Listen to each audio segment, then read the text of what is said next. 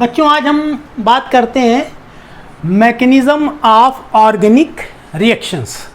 Organic reactions की mechanism कैसे होती, इन पर हम डिस्कशन करेंगे।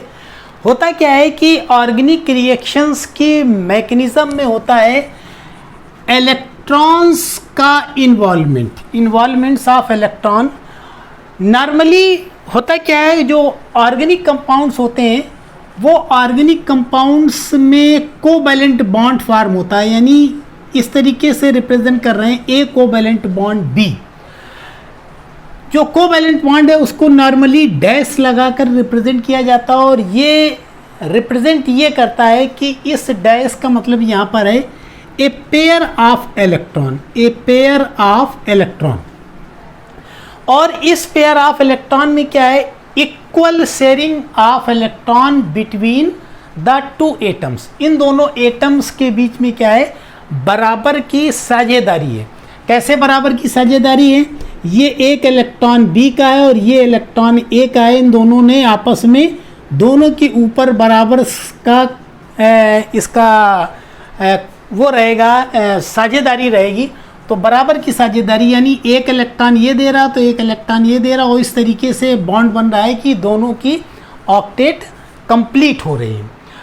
अब इन इलेक्ट्रॉन्स का जो मूवमेंट होता है that is called mechanism of organic reactions. और इलेक्ट्रॉन के मूवमेंट को हम रिप्रेजेंट करते हैं एक कर्व्ड एरो से। कर्व्ड एरो की जो टेल होगी वो tail original position of electrons को रिप्रेजेंट करेगी। इलेक्ट्रॉन यानी ओरिजिनली कहाँ पर प्रेजेंट हैं वो टेल रिप्रेजेंट करेगी, और इसका जो हेड होगा वो हेड इलेक्ट्रॉन की नई पोजीशन को रिप्रेजेंट करेगा। जैसे है क्या कि हम करते हैं breaking of a covalent bond, यानी breaking of a covalent bond. एक कोवैलेंट बॉन्ड की हम ब्रेकिंग करते हैं। कैसे होगा, यानी यह ए कोवैलेंट बॉन्ड बी, हम क्या करेंगे, इस कर्व्ड एरो को ऐसे दिखाएंगे। कर्व्ड एरो को ऐसे दिखाएंगे।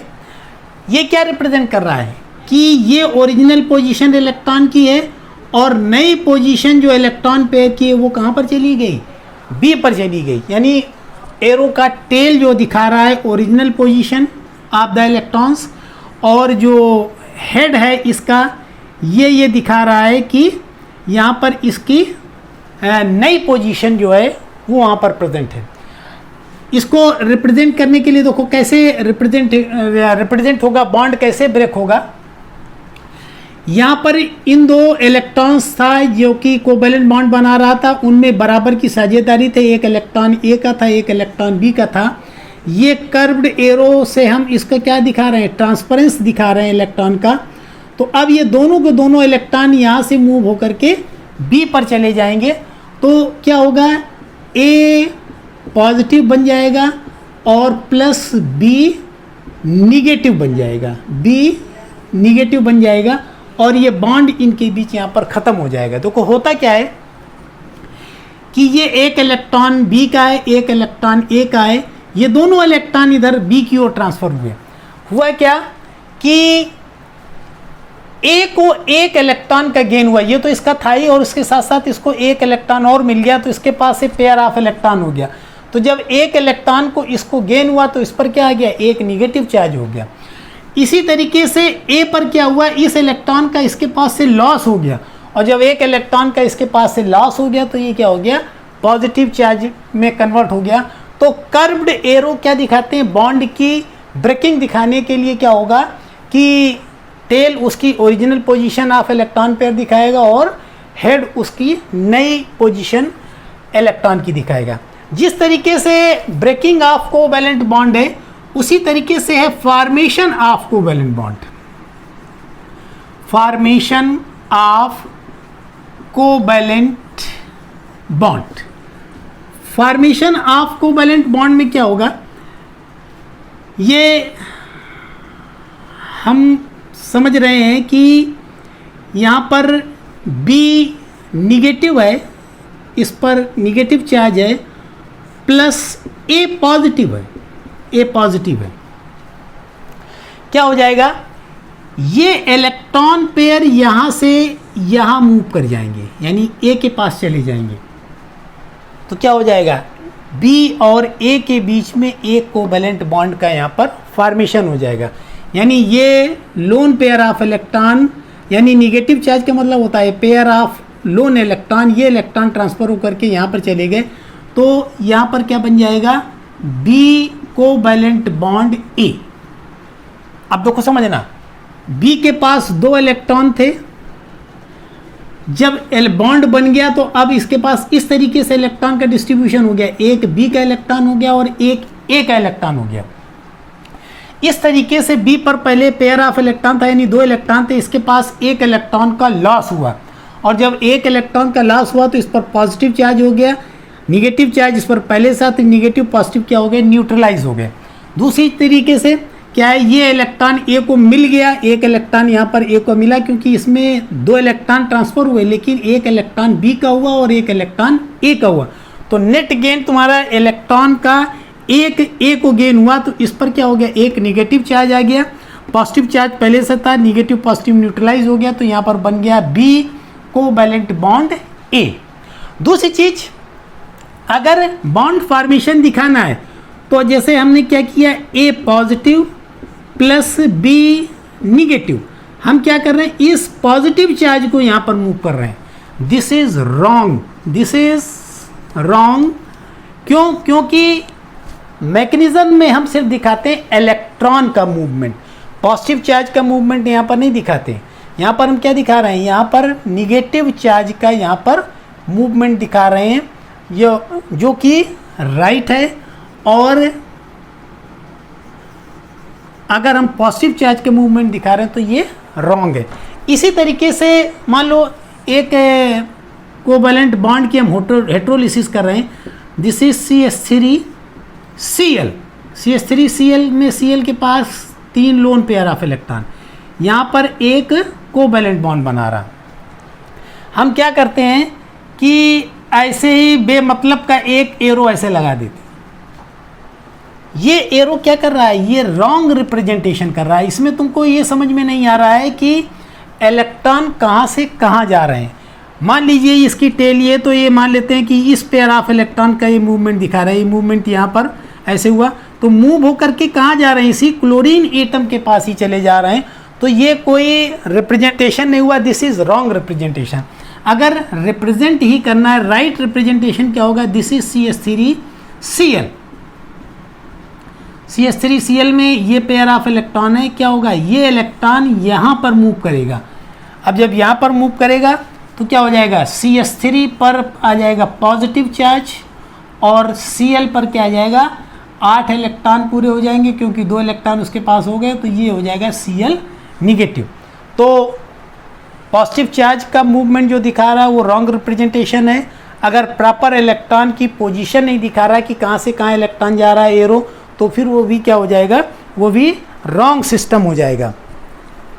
इसी तरीके से एक दूसरी बात करते हैं, ये एरो जो था यहाँ पर, जिसके हेड में 2 लाइन थी, यानी हम एरो बना रहे हैं और उसमें क्या है, ये 2 लाइन है। एक एरो होता है जिसमें एक लाइन होती है जिसका हेड हाफ, इसको हम कहते हैं half headed arrow, this is called half headed arrow, half headed arrow या फिश हुक एरो, फिश के हुक की तरीके से होता है, फिश हुक एरो। अगर हेड पर 2 लाइनें हैं तो ये क्या करता है, ये रिप्रेजेंट करता है transference of a pair of electron, और अगर हेड पर सिर्फ एक लाइन है तो ये रिप्रेजेंट करता है transference of a single electron. जैसे क्या है, यहाँ पर है Cl कोवैलेंट बॉन्ड Cl, कैसे है कोवैलेंट बॉन्ड बना है, इस Cl के पास एक इलेक्ट्रॉन है, ये Cl दोनों के बीच में बराबर की साझेदारी है, ये रिप्रेजेंट कर रहा है कोवैलेंट बॉन्ड। हम क्या करते हैं, इसको ऐसे इलेक्ट्रॉन का ट्रांसफरेंस किस तरीके से दिखा रहा है, ये इलेक्ट्रॉन यहाँ गया और ये इलेक्ट्रॉन यहाँ गया, मतलब ये हम हाफ हेडेड एरो दिखा रहे हैं। इसका मतलब एक इलेक्ट्रॉन Cl का इधर से ट्रांसफ़र होकर के इस पर आ गया और ये एक इलेक्ट्रॉन ट्रांसफ़र होकर के यहाँ आ गया और ये कोवैलेंट बॉन्ड क्या हो गया, ये कोवैलेंट बॉन्ड ख़त्म हो गया। तो यहाँ पर एक नई स्पीशीज़ बन जाएगा Cl dot plus Cl dot. ये डॉट जो है ये रिप्रेजेंट कर रहा है ऑड इलेक्ट्रॉन को, और ये जो स्पीशीज़ यहाँ पर फॉर्म हुई, इन स्पीशीज़ को हम कहते हैं फ्री रेडिकल्स। तो हाफ हेडेड एरो यानी ये क्या दिखा रहा है, दिस इज बॉन्ड ब्रेकिंग दिखा रहा है, ये बॉन्ड की ब्रेकिंग दिखा रहा है। इसी तरीके से एक हम दूसरी चीज़ ले लेते हैं, जैसे मान लो हम ले लें CH3 dot plus Cl covalent bond Cl। हम क्या करें, ये हाफ हेडेड एरो इधर गया, ये हाफ हेडेड एरो यहाँ पर आया और ये हाफ हेडेड एरो यहाँ पर आया।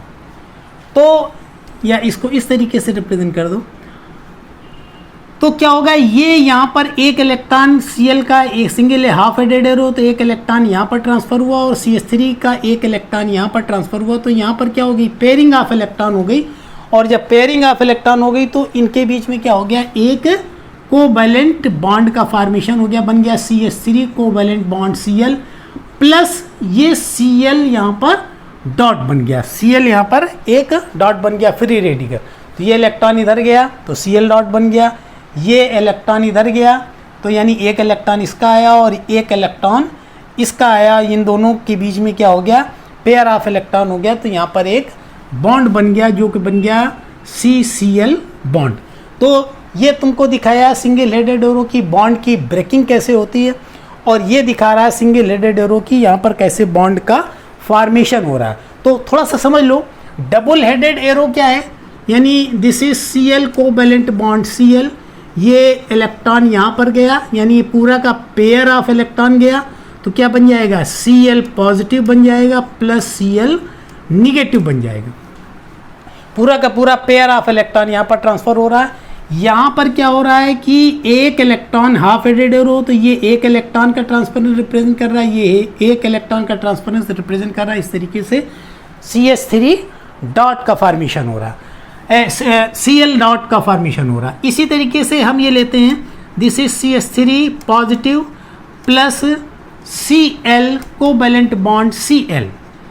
ये क्या रिप्रेजेंट कर रहा है, देखो इन इलेक्ट्रॉन का ट्रांसफरेंस यहाँ पर हो गया, तो क्या हो जाएगा, यानी दोनों के दोनों इलेक्ट्रॉन इधर को यहाँ पर ट्रांसफ़र हुए, तो क्या हो जाएगा, CH3 और Cl के बीच में यहाँ पर एक बॉन्ड बन जाएगा CH3 Cl plus Cl positive. अब देखो समझना, एक इलेक्ट्रॉन इस Cl का, एक इलेक्ट्रॉन इस Cl का, दोनों इलेक्ट्रॉन ट्रांसफ़र हुए, तो इस Cl पर क्या हुआ, एक इलेक्ट्रॉन का लॉस हो गया, तो ये Cl पॉजिटिव में कन्वर्ट हो गया। जब ये दोनों इलेक्ट्रॉन यहाँ पर आए तो क्या हो जाएगा, यहाँ पर CH3 और Cl के बीच में बॉन्ड बन जाएगा। इस बॉन्ड में दो इलेक्ट्रॉन हो जाएंगे, एक इलेक्ट्रॉन जो हो जाएगा वो कार्बन एटम का हो जाएगा और एक इलेक्ट्रॉन Cl का हो जाएगा। तो नेट अगर तुम देखो तो Cl के पास, यानी यहाँ पर अगर बॉन्ड बना दें तो ये CH3 Cl बॉन्ड बना, तो ये इलेक्ट्रॉन मूव होकर के इसी के पास आ गया और ये वाला इलेक्ट्रॉन मूव होकर के CH3 के पास चला गया। तो CH3 पर एक इलेक्ट्रॉन का गेन हुआ, तो ये बन गया पॉजिटिव और निगेटिव न्यूट्रलाइज हो गया, और Cl पर क्या हुआ, ये इलेक्ट्रॉन मूव होकर के इसके पास चला गया,